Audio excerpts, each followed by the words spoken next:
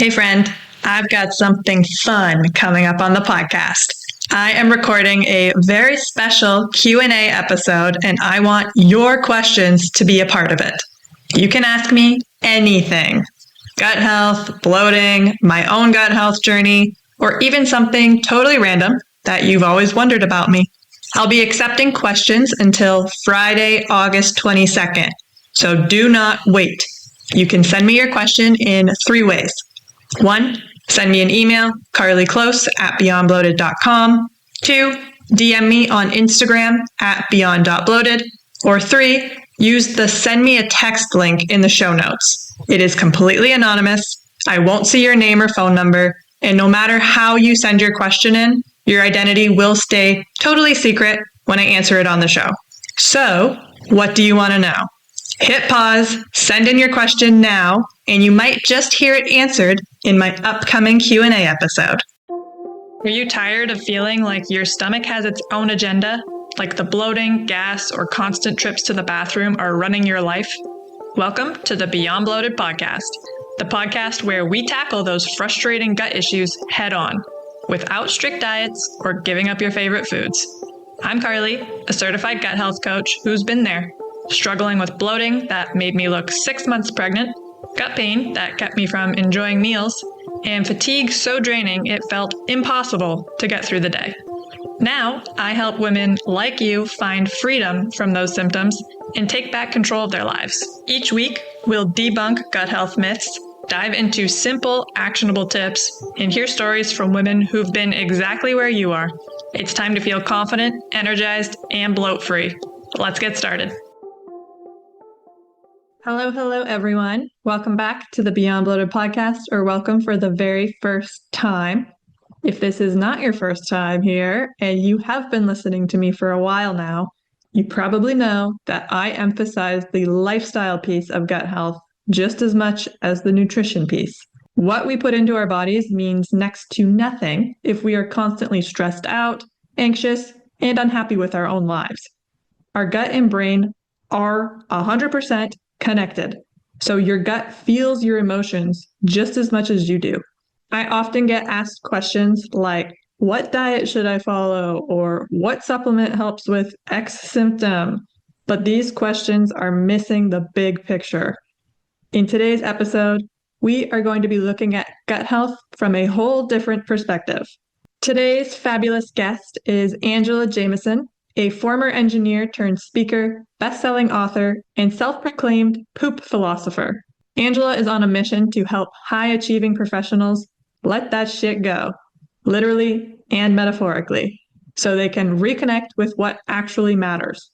She is the author of the hilariously insightful book, Using Number 2 to Get to Number 1, where she uses the digestive system as a metaphor for personal growth. And trust me, you've never heard a self-help book quite like this one. It's smart, it's funny, and yes, it's full of shit in the best way possible. In this conversation, we talk about emotional constipation, the beauty of letting go, the little things that are actually the big things, and why your gut may just hold the keys to more joy, freedom, and connection than you think. So whether you're a little backed up in life or just need a good laugh with your dose of self-awareness, you're going to love this one. So without further ado, let's give a big, warm welcome to Angela Jamieson. Thank you so much for joining us on the Beyond Bloated podcast today. Oh, it's a pleasure to be here, Carly. Thanks. I would love to learn a little bit more about the story behind your book, Using Number 2 to Get to Number 1. I mean, as a gut health coach, love the name, and I'm excited to learn more about what is the book about and what got you to that point of, I'm going to write a book about number 2? That is a good question because sometimes I ask myself that. But yes, my book is called Using Number 2 to Get to Number 1, the shockingly insightful, full of crap self-help book.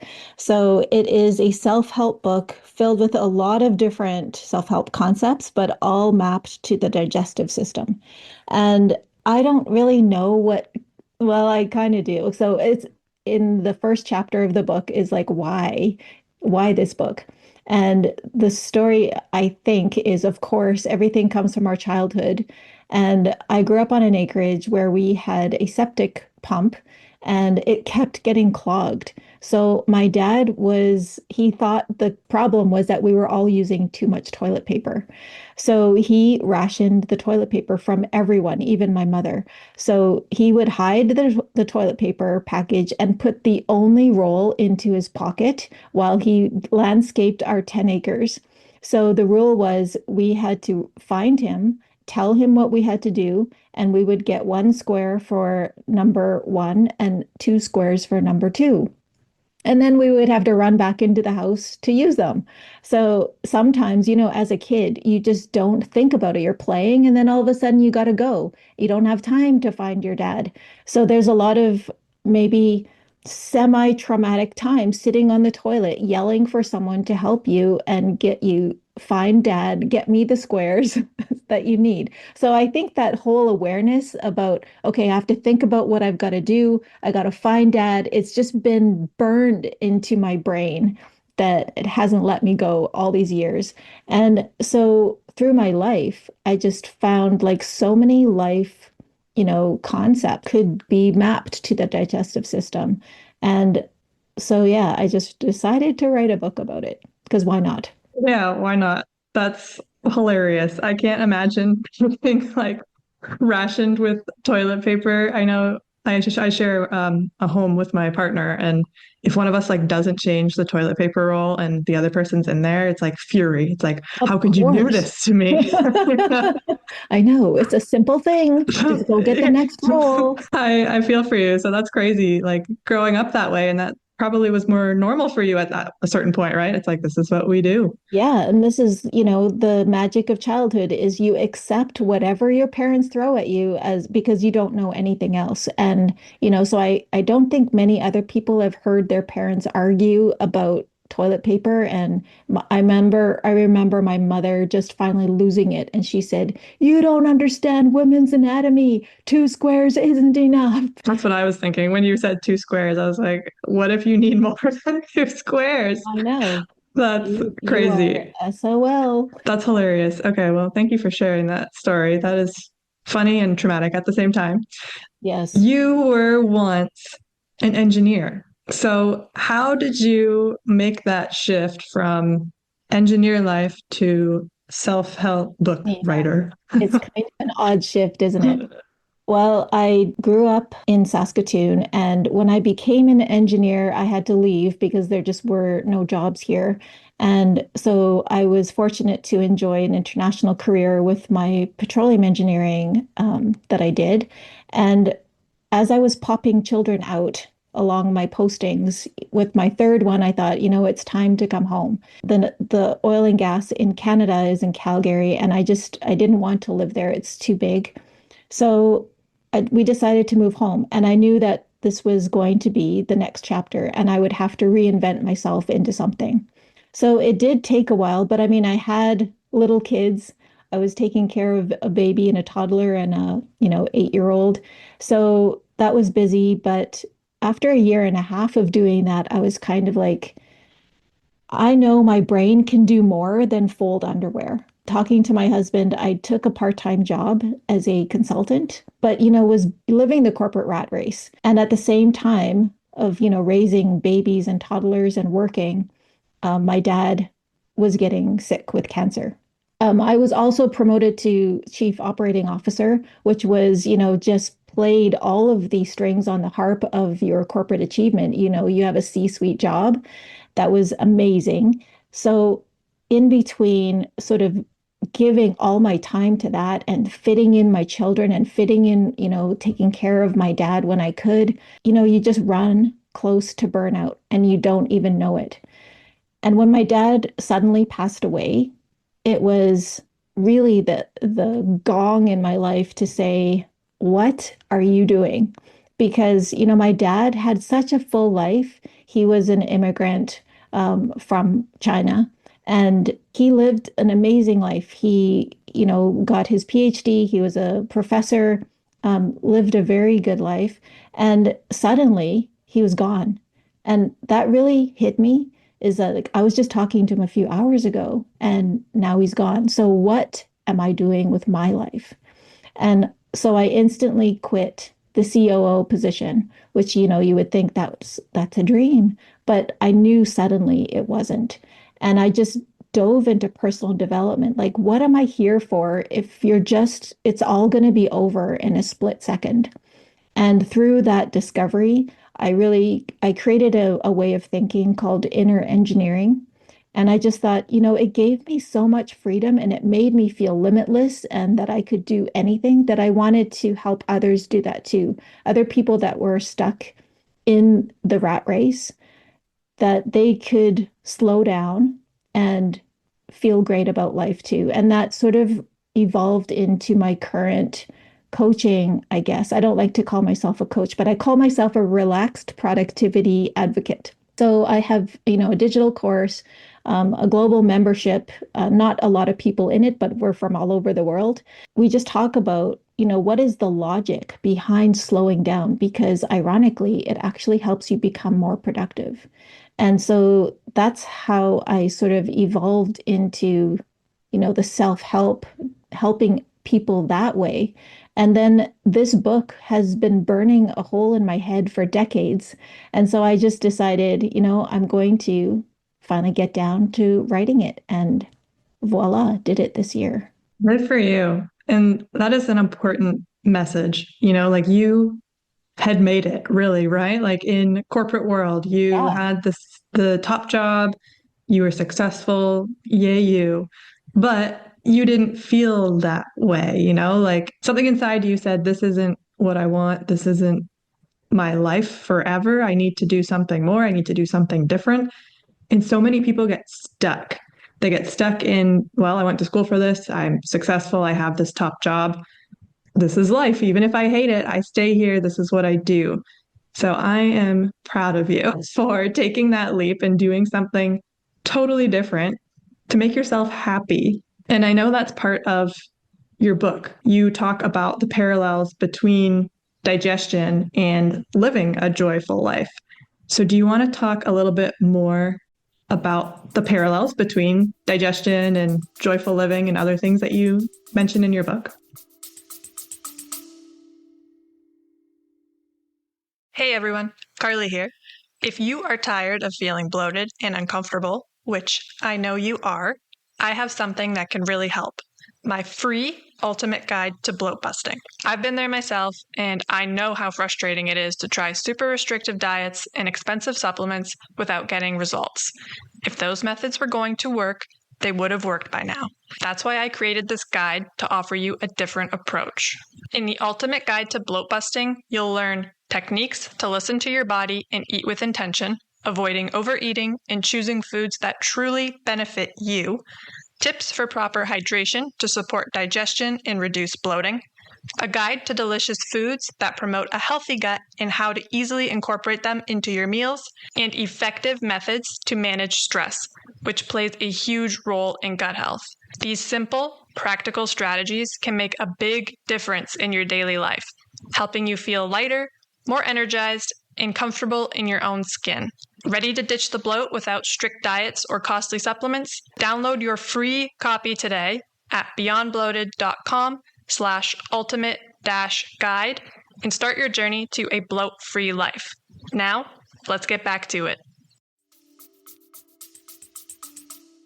Yeah. So if we get into some nitty-gritty, the whole reason is when you have a really good bowel movement and it's like one of those, there is nothing left in there. That limitless feeling of, the choir of angels, heaven is opened up and they are singing at you and you're running through a meadow of beautiful flowers. Like that feeling of being totally cleaned out, that's what I wanted for everyone. The digestive system and pooping in particular is so parallel because no one is left out of the conversation, even though you might want to not want to talk about it. I know you poop, you know, and you talk about it a lot, but some people don't.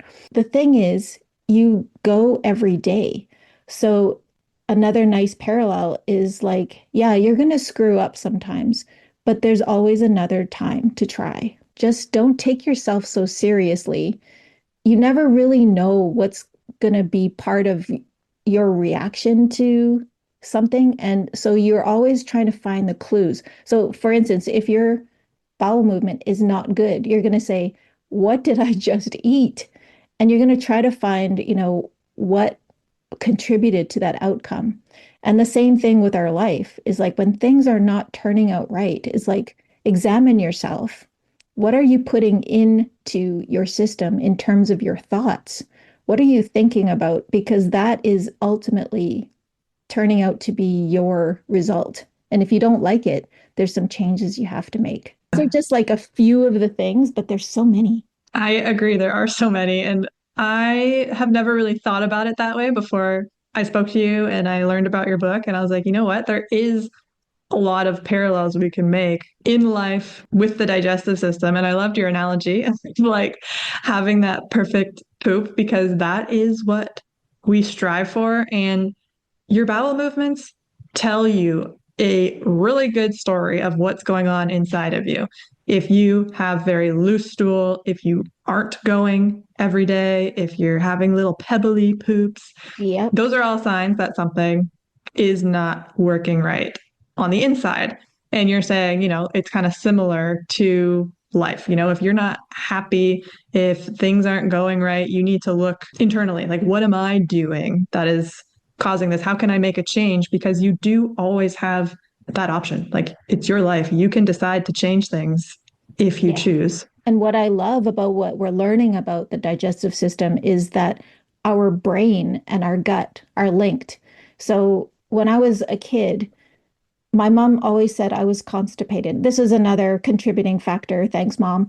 Is like she would say, I'm listening to you poop, which I didn't know people would listen to you. And she goes, you are constipated. Apparently, they were dive bombing instead of nicely slipping in. So she was commenting that I'm constipated. That was like the theme of my life. To me, that meant I was like bunged up. But I knew, like when I was at school, and then it was like, Angela, come and tell us about this. And I had to do public speaking. I had to go to the bathroom. So I'm just like, there was some kind of link between my anxiety and my gut that I knew as a child.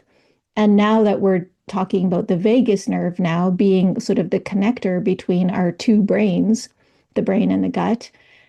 And I love that, and that science is actually starting to prove what my little child in me knew, that is like, Mom, I'm not constipated. I can go whenever I get nervous. That's hilarious.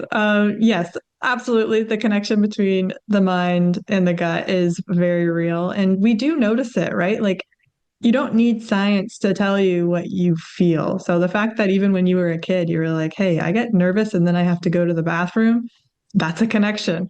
And yes, it has been proven, but we can also tell a lot of things about our own body without science needing to prove that to us. You also mentioned your mom talking about you being constipated, and you've mentioned that she was very caring for your digestive system. Was that a big influence on you writing the book? Was it your mom's care for your digestive system, or was it your dad hoarding the toilet paper, or both? Yeah, I think it was both. And I put those two stories in the why chapter because I think they contributed to me equally in terms of just the awareness about my digestive system. And, as I was writing the book and just using all the examples I could think of, it really came clear to me that people who care for your digestive system are the people who really love you. If you think about so many cultures, say Asians, because that's close to me, we're not overly demonstrative. We don't say, I love you that much, but we feed each other. The whole, and this was, I think, the last chapter or almost the last chapter, it's called Have You Eaten Yet? And that's how we greet each other. When you meet a Chinese person, they will say, Have you eaten yet? And that's like, I want to care for you. That is the way we love each other. And there's so many cultures who do that. I mean, the Italians, they're famous for feeding you and all that luscious pasta. But what I realized was that this book turned out to be kind of a love letter to my mother. And I ended the book, just think about people who care for your gut and the people you care for in terms of we all feed our families, we feed each other, and those who are dear to us. So, really, all of that really just means the deepest kind of love and connection you can have with another person. I love that. And it's so true. Someone who feeds you, loves you, the love languages. I think cooking should be added to the love languages. Absolutely. Yeah, because I have a friend who that is her love language. Like she'll come to visit me and she'll start cooking me all these meals and she's like, I want to make you food. And I'm like, this is awesome. This friend loves me. She wants me fed. She wants to show she cares about me and she's gonna make me a good home cooked meal. Can So you that give is me true. her number? It's amazing. So I'm glad that you had that in your life growing up, like your mom cared about your digestive system, your being fed, like your family clearly was very caring, even though, as you said, like maybe they didn't show it in the traditional sense. They had Yeah. their own way of showing it, which I love that. Absolutely. And you think about the digestive system in times that you're most vulnerable in terms of when you are just born, which, I was there, but I don't remember. The real things they look for, the data points are, when I had a baby, they would weigh her before I fed her. They would weigh her afterwards so that they knew that she was getting sustenance. And then we would watch how much she pooped, how much she peed. And those are those prime indicators of health, and as well as when we are older, maybe you're about to die, and that is how people monitor your health. So we all know when we hear someone has stopped eating and drinking, the end is near because you just can't be sustained.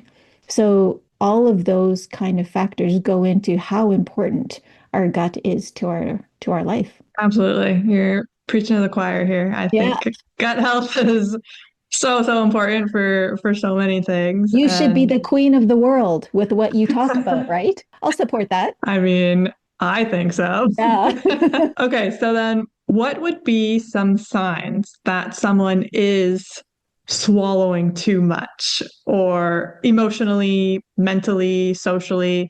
And how can they begin to notice that in themselves and kind of start to make some shifts to get out of that little spiral that they're in? Well, with everything. So, in the digestive system, you will notice it with the way you feel, of course. You just get all bunged up. And, when you are constipated, like truly can't go, you're basically poisoning yourself from the inside out because your waste starts to seep through the walls. You know this better than I do. This is just sort of what I heard and what I imagine in my horror stories of nightmares. But same with life is like you just notice how you feel. Do you have enough energy to give to those that you love? Do you have enough energy to do the things that you want to do? And when you don't, that's the indicator that something needs to change. It all comes down to how you feel. And my chapter 2 is all about emotions because I find emotions are actually a really good data point for us. And as an engineer, I know how important data is. And I like how but previously you mentioned science, that it doesn't always catch up to what we're experiencing. And in my coaching, my tagline is where science meets spirit, because there's always that liminal space of what science has proven and what is truth or what is universal truth. We haven't quite met that yet. There's so much that we don't know. I always try to get people, and especially people in my membership that I am able to talk to, twice a month, really take note of how you feel, because that's going to be your data point. Is it true? It might not be true, because if you feel really bad, you're probably telling yourself a story that is lodged deep within your body, your mind. Same thing with the digestive system is we all filter things different ways. Like you probably can't eat things that I can and vice versa. We all process things different ways. So when you're in a life situation, you can be at one event and everyone takes something different from it. Just what they're focused on, what their vulnerable points are. Like if you have low self-esteem, you're going to notice something as an attack on you when it wasn't, for instance. So there's just so many things that we could talk about this for hours. I love that. And you're so right. I mean, when I work with clients on their digestive health, we work on the mindset piece and the stress management piece. And I encourage them to do nothing sometimes, right? Because Yeah.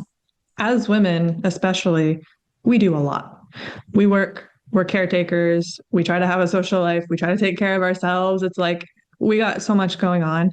When do you take time to do nothing? When do you just sit and read a book because you want to, And you cannot improve your digestive health if your emotional health is not up to par. If you are Absolutely. stressed, anxious, unhappy with your life, your job, your relationships, your gut is going to feel that. And leaky gut is a thing. And stress can contribute to that. It does contribute to that. Science has proven it. I think So, stress is like the biggest like you know how they said obesity, whatever mm, was what we had in the past. Like stress is our modern day thing that will take us out. absolutely. Your emotional well being, your happiness is just as important as the food you put into your body and the exercise that you do and everything else. Like it is right up there with you want to improve your gut, your life, start looking at your emotions and your joy, your stress. It is all very much so connected. Yeah. Another thing that you talked about in your book is how the little things are actually the big things. And I love that because I myself do not love restrictive, hardcore protocols. I do not tell people to take really expensive supplements and hope for the best or do this crazy restrictive diet. It truly is the little things in, let's say, everyday life. So going to sleep at the same time every Yeah. night and getting off your phone 30 minutes to an hour before bed, having breakfast in the morning, like these little tiny things add up. And this is what is going to improve your gut health way more than the keto diet, let's say. So that's my take from the gut health side. What did you mean when you said the little things are the big things? Well, and that came to my awareness. The story in there is when my family got a bug into our guts, and we've experienced deeply the effects of it. And so something that we couldn't even see that we ingested caused a whole lot of havoc and filled up our bathrooms one night. That showed me that all, even little things, especially little things, mean so much. And the quote in that chapter is like, the look in your eye or the way you touch someone or the habits that you have. Like you said, it's all those little things that add up to the big things. Some people, and this was me too. I was like, okay, this is what I want to do with my life in terms of I want to exercise 30 minutes a day. I want to, drink this much water, go to bed at the right time. And then sometimes I would fail at it. And then it would almost become a consistent habit to fail at achieving my goals. And then it just made me realize what I'm doing is actually my habit. So, going to bed at odd times is my habit. Being on my phone too much is my habit. So when I looked at it that way, it's like, okay, I am building the exact opposite of what I want to build. And it's all those little things that you're doing every day that will add up to who you become. So it was just a really good reminder, take care of the little things because they do add up. So, yep, I couldn't agree more. I love that perspective and I love that you wrote about it in your book in a different take, like you weren't talking necessarily about how to heal your gut, but it still No. applies. And I clearly state that in the beginning. I am not an expert. I am not a nutritionist. I just have pooped quite a few times. So I've got the data points from me. And that's another important thing is that only you know you. I know me. And it's kind of parallel to, for instance, social media. We will see things that other people show us, but we don't really know the truth. And there's just been an epidemic of, say, influencers who look like they have it all, and then they decide to end their lives. And so there's got to be something else that we don't know about them. So social media in that way of comparison is super unhealthy.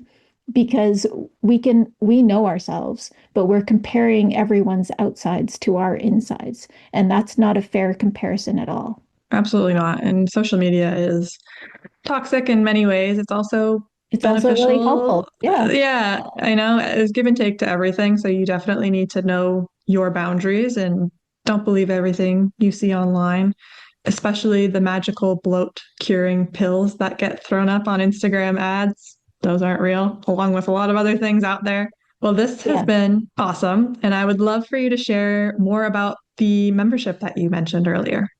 Oh, thank you. Yeah, so I call it Relaxed Productivity Membership. There is a link on my website. So if you just go to www.angelajamieson.com, and you can see all the information there. I give a course within it. So there's about 5 modules where I educate the members on inner engineering and the way we think. And then twice a month, we get together just to do group coaching, and people will bring their issues and then we'll talk about it through the inner engineering lens. And that's really using your emotions as diagnostics and understanding the logic behind it. And, as an engineer, I wanted something that was really consistent.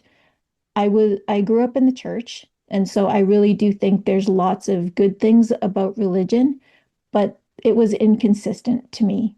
So this inner engineering that I discovered and developed myself through my engineering crazy brain makes sense to me and is consistent. And that's what I love about it. We're all learning from it, and I really enjoy people coming to the table. It's now more of like a mastermind because people understand the concepts. And when people have problems, they say, "Hey, have you thought of it this way?" And it's just been a learning experience for me as well. That sounds awesome. I love that you have that and you're helping people work through their issues because yeah, it's all connected to every aspect of health, right? Like we talked about, stress is a killer. So getting that under control, if you have a problem weighing on you, if you don't like your job, your life, whatever, like working through that is going to help you improve your health as well as your happiness. So that's awesome. That sounds like a great place to be. Where can we find you? Purchase your book, learn more about your membership, find you, talk to you? Where are you? I think the best place is my website, or I'm quite active on LinkedIn. The book is anywhere you can buy books online. So Amazon is of course, a big provider, but it's available on ebook everywhere, and even your local bookstore can order it in. Amazing. Well, I encourage everyone to go check that out. I love the concept, obviously. That's what drew me to you is gut health meets real life, the comparisons there. I think we could learn a lot from the book. Obviously, that's going to help with your gut health in different ways. It's not the traditional take this supplement, do this diet.